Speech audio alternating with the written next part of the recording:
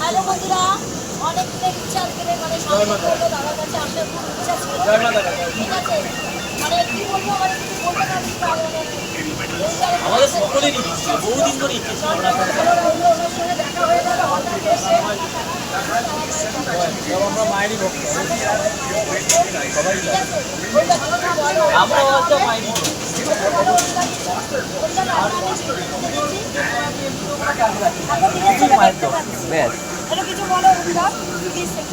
দিদিভাইরা এসছেন, আমি সকালবেলা ভীষণ খুশি, কৃতজ্ঞ ওনাদের কাছে যে এত সকালবেলা ওনারা এসে দেখা করতে, ভীষণ খুশি হলাম আপনাদের। আপনারা ভালো থাকুন। আপনাদের